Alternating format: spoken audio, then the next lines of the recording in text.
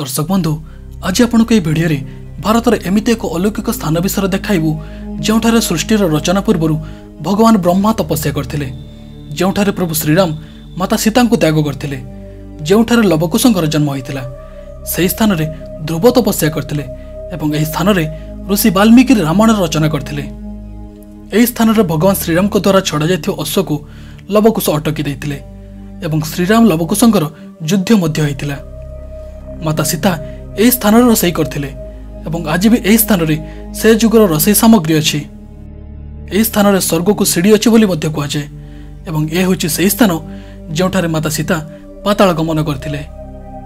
दर्शक बंधु एत सब अलौकिक घटना गोटे स्थान में कौन साधारण कथा नुहे तेज चलतु भिडियोटी संपूर्ण देखिनवा और जाणीनवा केउठारे स्थानटी अच्छी आपण केमिति ए स्थान को जाइपारिबे।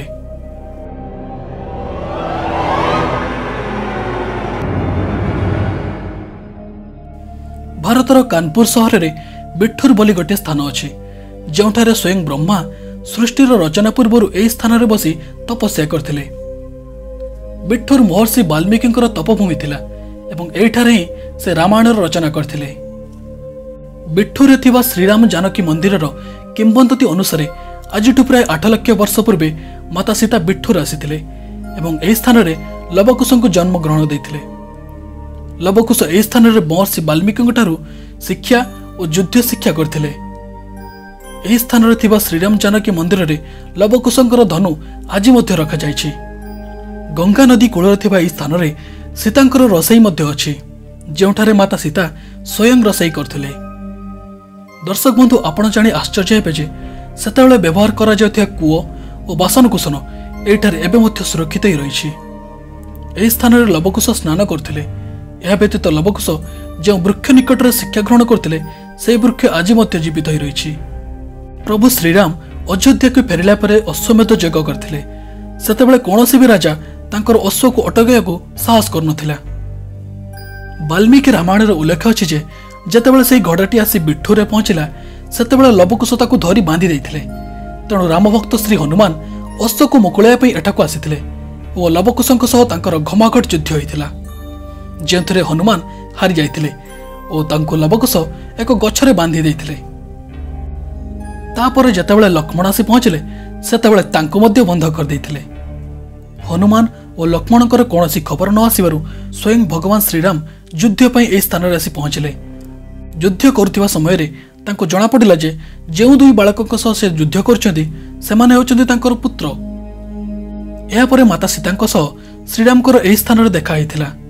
जेतेबेले प्रभु श्रीराम माता सीता को स्पर्श करने को चेष्टा कले सेतेबेले माता सीता पाताल प्रवेश करिगले। एही पाताल प्रवेश स्थान आज मध्य एठारे अछि एवं सकाळ संध्यारे एठारे पूजा करा जाय।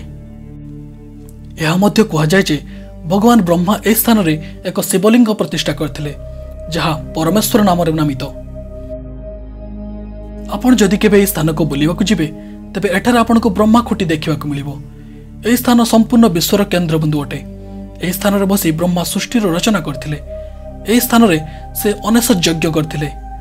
यज्ञ समाप्त परे जेतेबेले भगवान ब्रह्मा उठी पड़ी जीवाकू लागिले तांकर डाहाण गोड़ माटी रे धसीगला और तांकर कठौटी पाताल को चलीगला किंतु कठौरे थिबा मजी काठीटी पृथ्वी रे रहीगला। जीवा बेले प्रभु ब्रह्मा कहीगले जे जुग जुग पे ए स्थानटी बहुत प्रसिद्ध हेबो। दर्शक बंधु एमिति अनेक अगणित अलौकिक रहस्य आज मध्य बिठूर धराभूमि रही जो गुड़िकर खोजा आज मध्य बाकी रही। यह हूँ आम भारतर एमिति एक स्थान जहाँ प्राकृतिक सौंदर्य परिपूर्ण होगा सह आम पुराण वर्णित रहस्य गुड़िकर प्रमाण स्थल अटे। तेबे दर्शक बंधु आज भिडियोटी आपको केमिति लगिला आमको कमेंट सेक्शन में निहाती जणातु। जदि भिडियोटी भल लगी ताले गोटे लाइक कर दियंतु एवं आपनका फ्रेंड मानक सह शेयर मध्य कर दियंतु। एमिति रहस्यमय भिडियो देखा आम चैनल को एबे सब्सक्राइब करनियंतु। धन्यवाद। जय जगन्नाथ।